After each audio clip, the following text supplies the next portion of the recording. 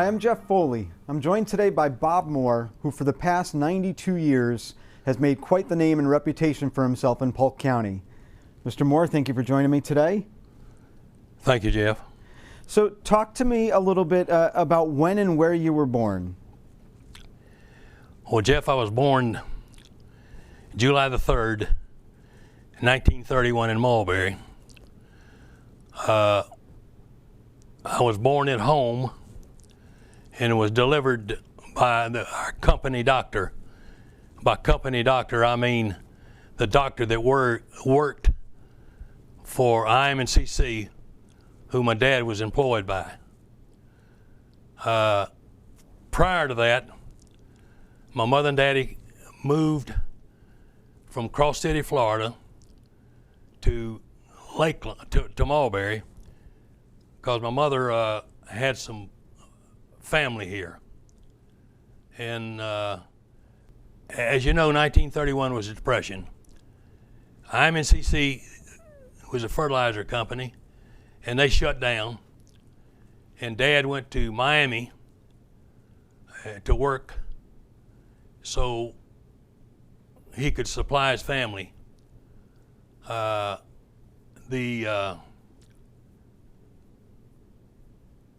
Shortly after that, in 1931, he come back home, and there, where I got my ability to work was through my father and my mother. I was the fifth of 6 children, and we were raised in a 2-bedroom home that was furnished by the company, IM&CC. They supplied your medical needs. They had the company doctors. They supplied the home you lived in. And later on, after I was born, electricity and water. When I was born, we had no electricity and had no water other than a pitcher pump. Now you can imagine 5 children, and at that time my granddad lived with us and my parents in a 2-bedroom home. It was quite tight, but all my inspirations I had come from a family and the work ethics that they instilled on me. So it's 1931. As you mentioned, this is not the greatest time for our country. It was a tough time. There's a whole bunch of you living in one house. Paint a picture for me, if you will, of what day-to-day life was like as a child. In order to actually make a living, Jeff, everybody had to work. It was a chore for everybody.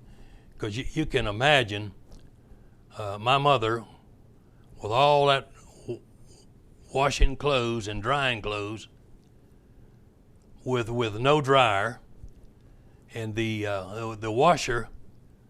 washing machine had rollers on it. You run the clothes after you washed them through the rollers to dry them, and then you hung them up on a line, on a clothesline outside. And taking care of the home and all. In addition to that, my dad had a farm. Now, back then, when you worked for IM&CC, all the land that they had, it wasn't fenced, and you had a wonderful recreational accommodations, because you could hunt it, you could fish it, and in my dad's case, he farmed it. So you found a lot of the positives in that life. So I know you said your parents taught you your work ethic, Bob. What else did you take from your parents? How to treat people, how you expect to be treated, and God-fearing. Both of my parents were very, very religious, and when Wednesday night and Sunday mornings, all of our family was in one row, one pew in church. I think that probably had more effects on my life than any other thing. So God has always been at the center of your life? Yes, He has. That's great. When I was born and up until I was a teenager, well, in Mulberry, they had grades 1 through 9, and in high school was 10 through 12. The school at that time had no buses except they bused students from Nichols, that's a surrounding phosphate mine, Pierce, another one, and Brewster. They went to, those three communities went to Mulberry High School. But you had no bus, Bob? I had no what? No bus to get to school? No, you walked to school. How far did you have to walk? Oh, it's probably a mile and a half. Okay, rain But or everybody shine. walked. Rain or shine, though. Rain or shine. So there's probably a whole bunch of things that kids today can't relate to that you've been through. How difficult was it having no electricity, or did you just not know any better at that point? I didn't know any better. No. And of course, it was probably in the late 30s or early 40s that the phosphate company built their own power plant. It's a coal-fired power plant, and they served all electricity for all their homes and operations, mining operations.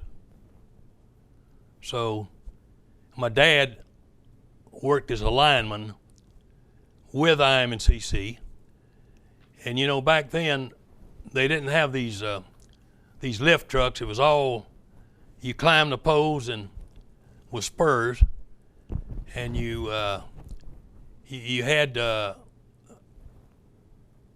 worked under a hot service. In other words, they didn't cut off the electricity to do their work. You had to work it hot. So it was a pretty dangerous job. Very dangerous. The most, Michael looked it up for me, is the most dangerous job in the United States. Where did you fit, Bob, in with the kids? Were you youngest, oldest, in the middle? I was next to the last child. I was a fifth of 6. Yeah. Do you think you were raised differently than the older siblings?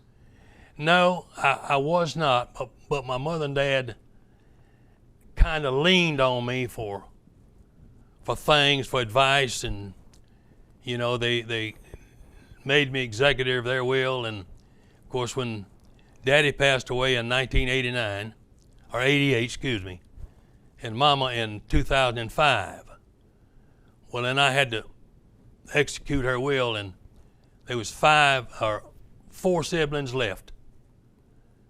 And because she was in a assisted living facility for so many years, I think her net worth at that time, I think, was $100,000. So I had to disperse $25 to each kid and $25 to myself. And in a letter I sent to them, I said, Mama would want you to pay tithes on this $25,000.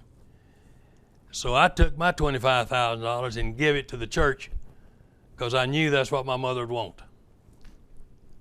That's a great gift to the church and a great way to honor your mother. Yeah, it was up there. She knew it. Yeah. She knew it. Now, I know from our conversation earlier off camera, you started working when you were pretty young. Can you talk to me about that? Yes, I was 8 years old.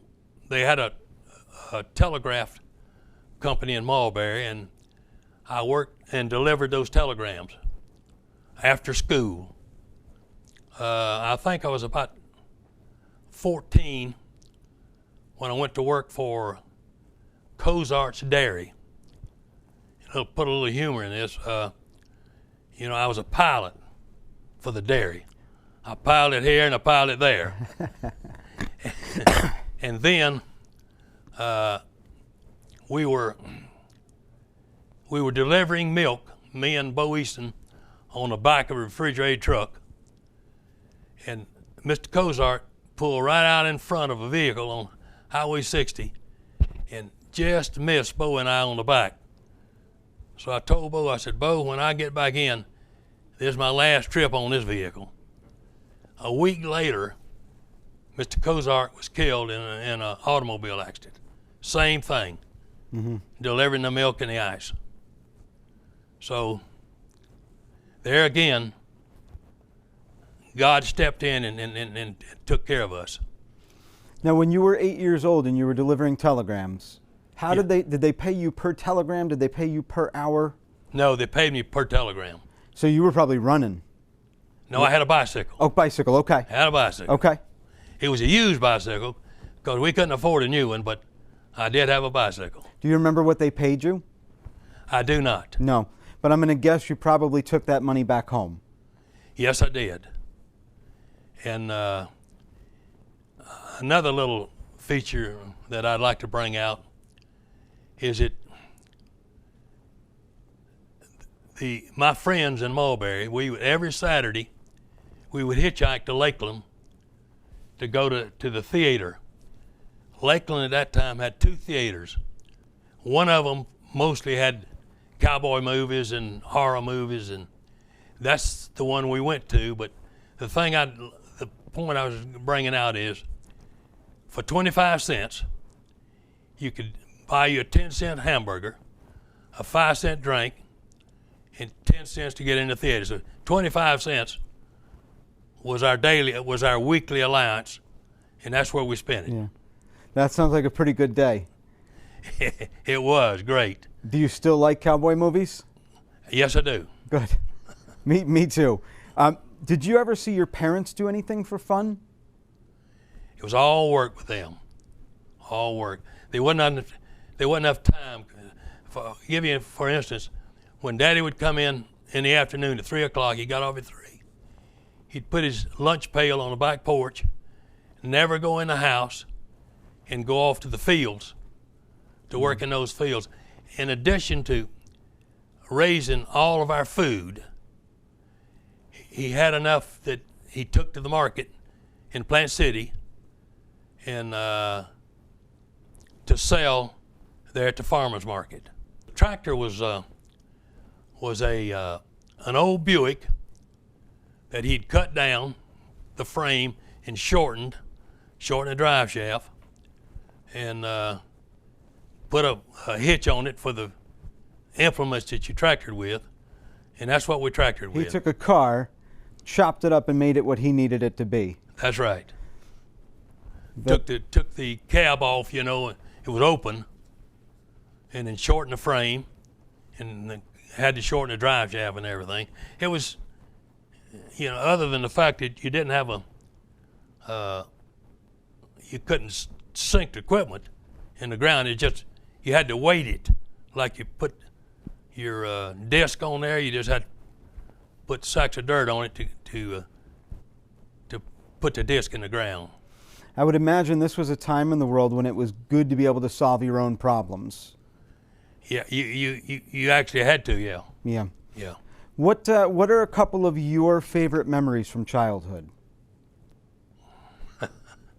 One of my favorite memories is when I graduated from high school, I immediately bought me a Harley Davidson motorcycle. So the first trip I had was to the house, and when I come up to the house, I saw my daddy on the porch in a rocking chair. He never looked, he never changed expressions, and he kept rocking. When I went down and sat down next to him, he said, "Son, how do you like your mom's cooking?" I said, "Daddy, it's great." He said, "Well, you got a decision to make. If you're going to continue to eat your mother's cooking, you're going to get rid of that motorcycle." Needless to say, that was the end of the motorcycle. Was that the last time you ever owned one? That was the last time, yes. I know you said your grandfather lived with you as well. What special memories do you have about your grandparents, about your grandfather living with you? Well, my grandfather and I, when I was just a baby on up till I was probably 6 years old, slept together. We were very close, very, very close.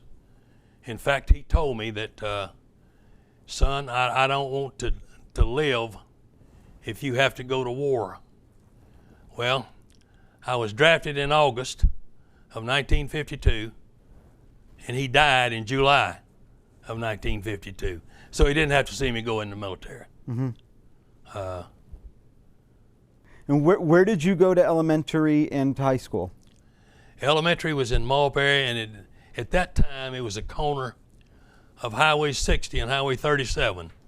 In fact, it was a southeast corner.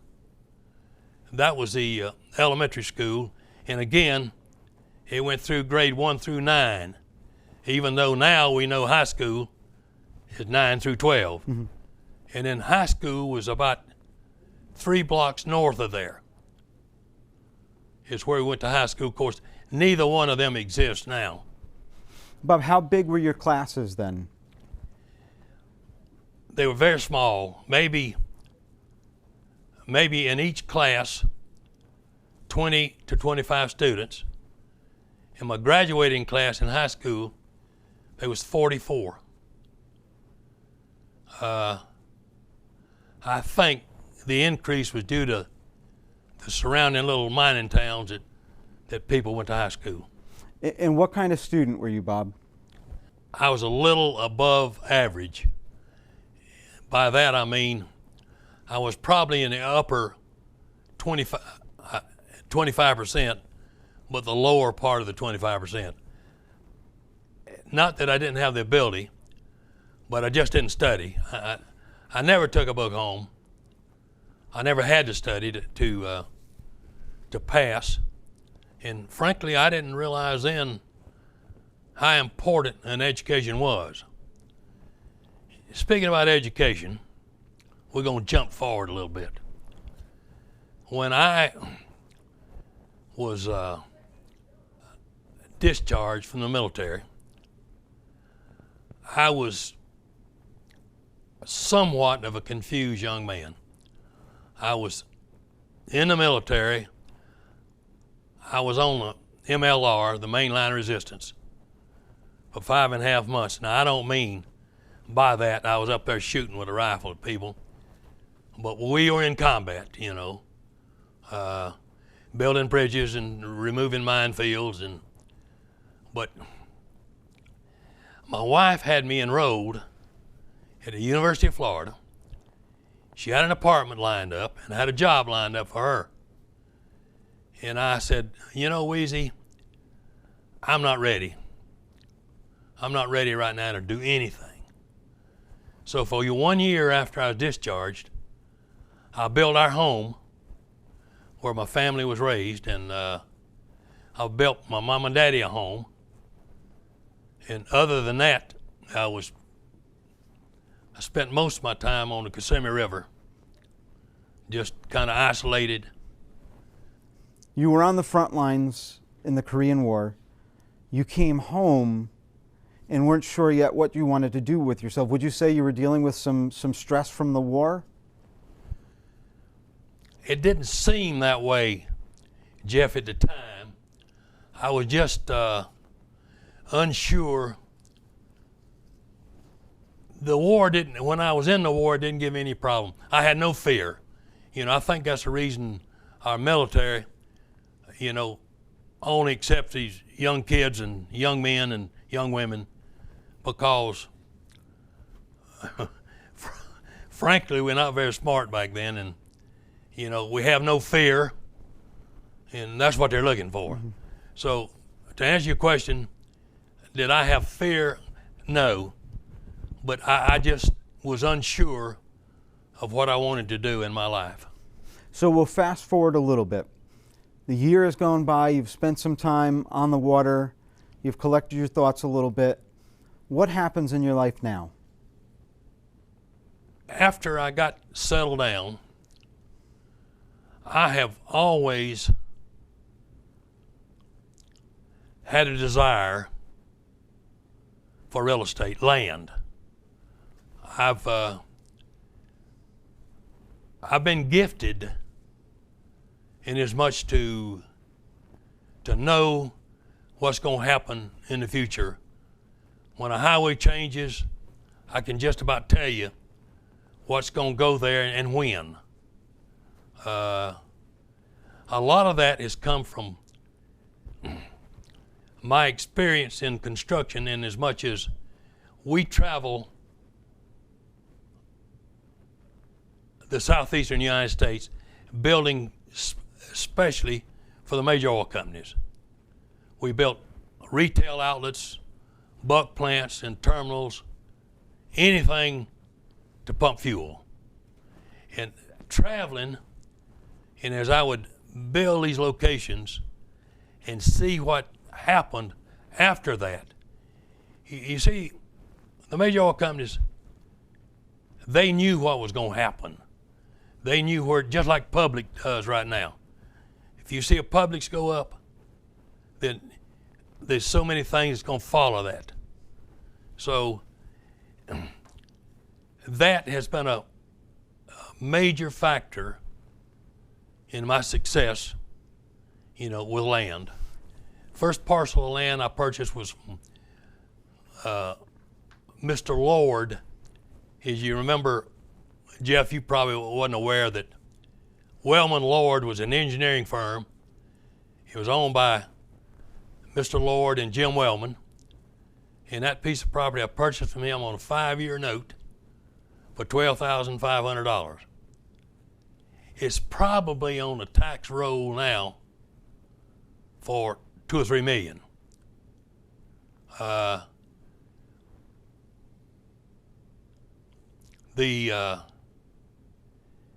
Some of the other outlets that we have built in the last 40 years was, of course, the first one, like I say, was our office on South Florida Avenue. That was plus or minus 5 acres. Then I purchased a property on Pipkin and 37. Then another piece of property on 37 for where Salvation Army is now. And then on further south on South Florida Avenue, where Home Depot is,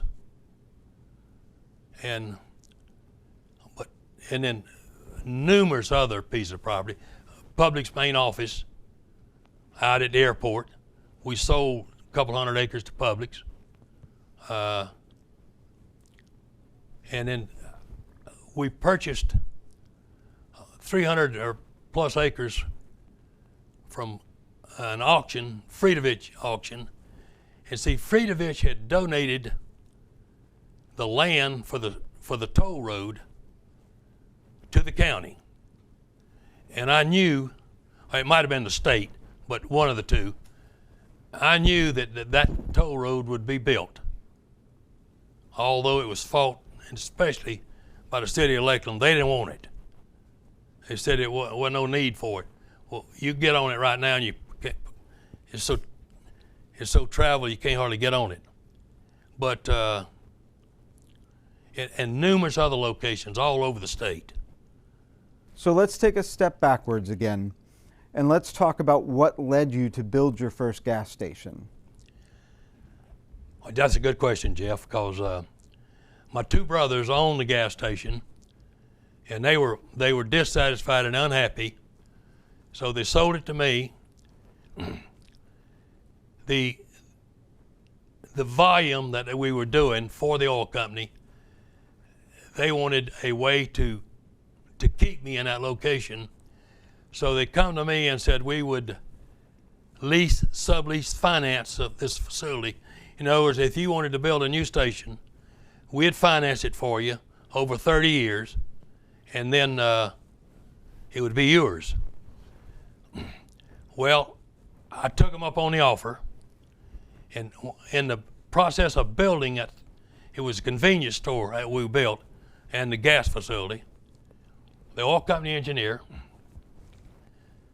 was very impressed with the quality and the time that we built it for, and asked me if I would like to bid some of his work. And I said, sure, I'd love to. Well, I was successful on a job in Satellite Beach, Florida, and that put me in the construction part of it. And that partially happened because you couldn't get your old job back.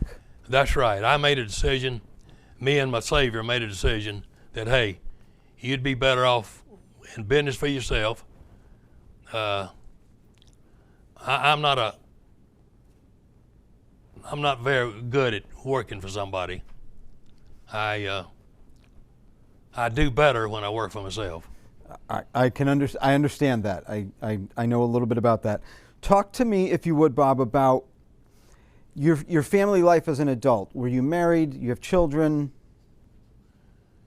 Yes, I married my high school sweetheart, Louise Wheezy Wilson, in 1950. After we were married, I explained to you that, when I got out of the military, Wheezy had set up for me at the University of Florida, and then I had a decision to make, and I went in construction, and I had to, and I told you I built my house in that 1 year I took, and so I raised my family, and that location was 1310 Northeast 1st Street in Mulberry. And the surprising thing about it, I built it, I had $5,000 saved in the military, and I had to borrow $5,000 to complete it. And I think it took me 10 years to pay that back. But anyway, I noticed it sold here about a year ago for just under $200,000. So it's still standing? Yeah, it's standing. So that's to give you an idea how things have gone up. Yeah, that's a little bit of an increase. Yeah. I think Wheezy is one of the best nicknames I've ever heard. She was a darling. And how many children did you have? We had 3. Okay. My oldest was my daughter. My middle age was Rusty, my son, and Michael. I'll give you a little story on Michael. When he finished law school, he passed the bar, and then I sent him down. No, first I asked him, I said, son, I never have asked you, but if you want to come with the company, you're welcome. He said, Daddy, I didn't think you'd ever ask. So, I had him a job with a local law firm, but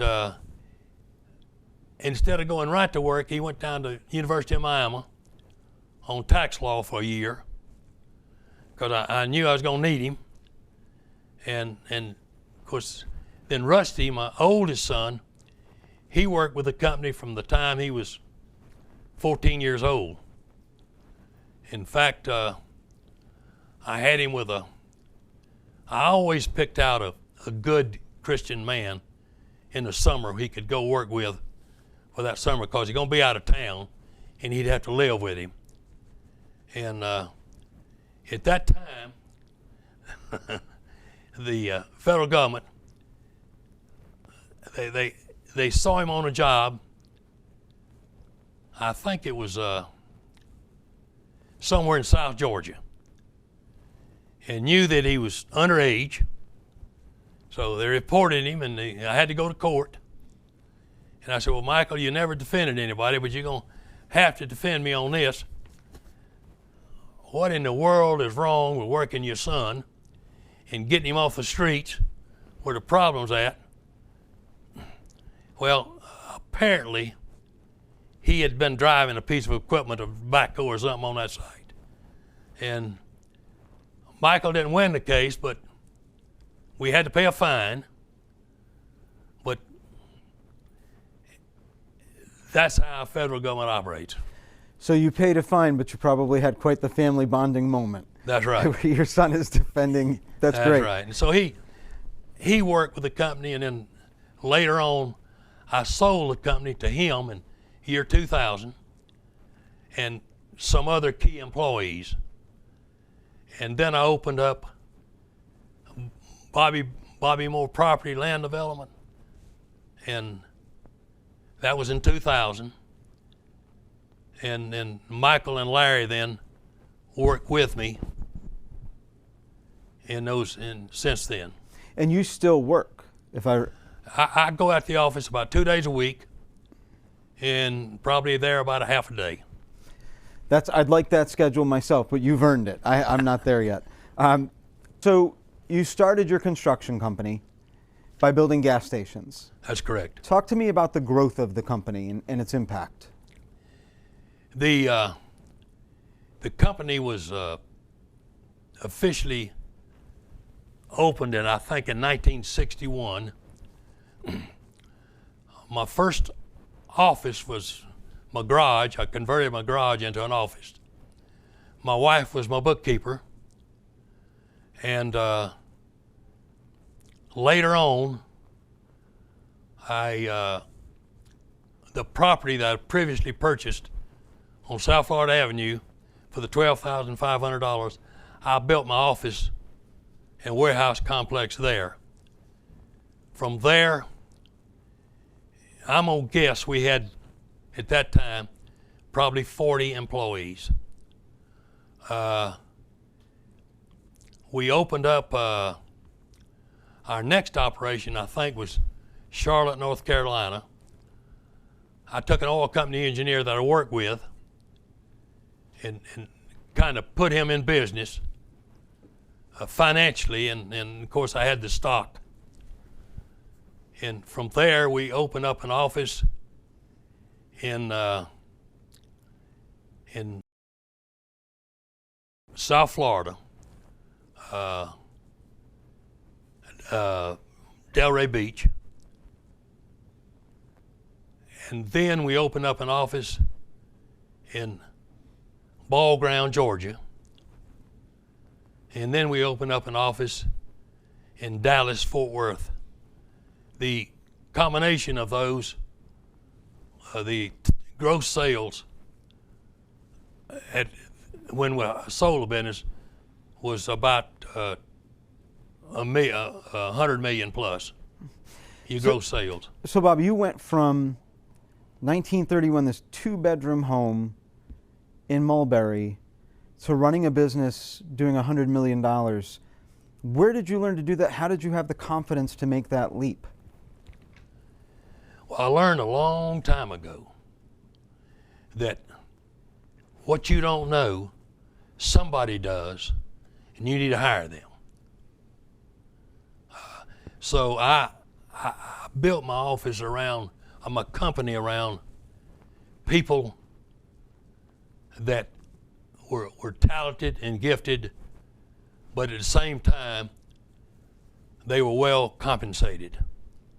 And we started the company started a profit sharing plan, and it was a plan that was, it was fully funded by the company. In other words, the employee didn't contribute anything. So we were able to contribute 15% of his salary into a profit sharing. Then it didn't fully mature till 9 years.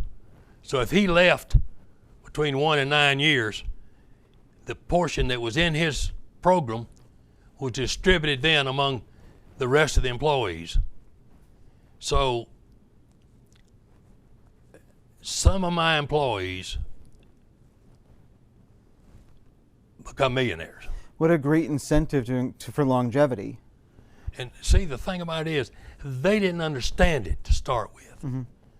They didn't realize how it was going to benefit them till about 10 years. Then they looked at it and said, well, we got $200,000 in this thing. But you had to wait till you was 58 years old to get it, or if you was permanently disabled, then you could get it. I did that so I would not give an employee enough money to go in business and compete against me. So BM Construction, what impact did it have on Polk County? I know that you were able to expand into other areas, but what did it do here? How did it help people here? Well, it gave a lot of people jobs, and it gave a lot of people retirement where they wouldn't have to live on just their Social Security. And you know, there's not a week goes by that I don't get at least one call from an old employee thanking me for what I'd done for him. I got one last week, you know, and he was, he had $3 and sent them all to college. And you know, every week I get a call from somebody. That's got to feel pretty good. Yeah, it does. Makes you feel real good. And your son Rusty bought that business? He and other key employees, yes. Okay. And it still runs it? He does not. They sold it, and it didn't make it. Well, that's an incredible creation to start from nothing and build it to that level of success is pretty incredible. During that time, I opened up an engineering company, an environmental company, and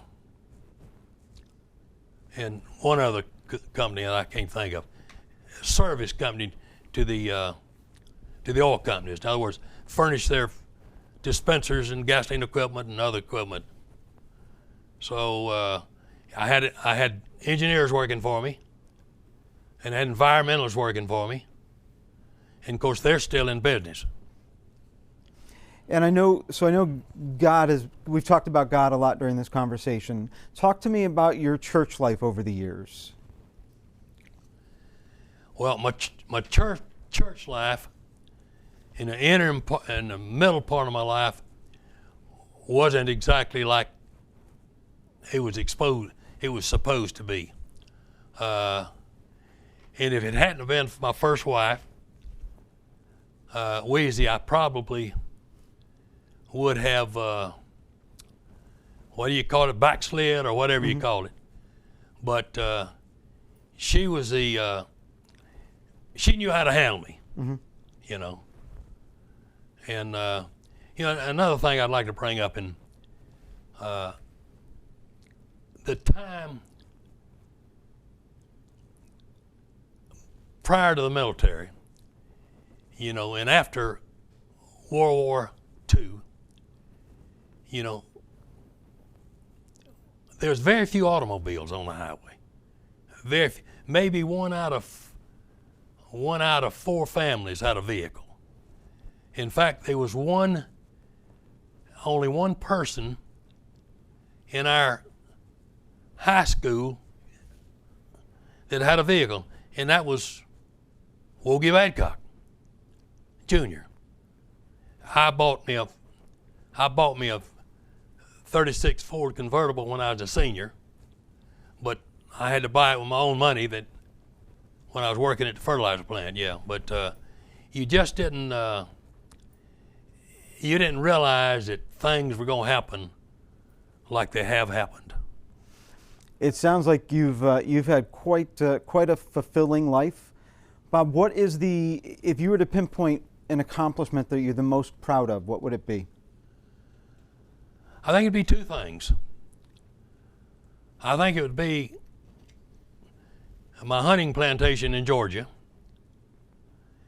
and the development we made in Highland City. Now there's other developments outside of Highland City that we made much more money on. But the fact that we changed the face of the whole county when we developed those 2 parcels in Highland City. Highland City was run down with trailers, and it was not a good place to live. But the first development we put in was 80-something acres, and we put the property together. There's 4 or 5 property owners, put it together, and then we sold it to a developer that knew what he was doing.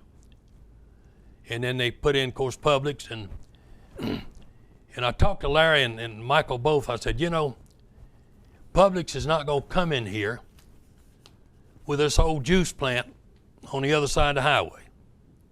It was an old 4 or 5 story open, it was just an eyesore. And we knew Publix wouldn't come in there, so we put that property together, There was 4 parcels of it. And we cleaned it up and tore all that down. And then, of course, it changed the face of Highland City. It's a pretty significant contribution. Yeah, we're well, and it, millions and millions of dollars that goes into the tax base here in Polk County. In your personal life, what has given you the greatest sense of fulfillment?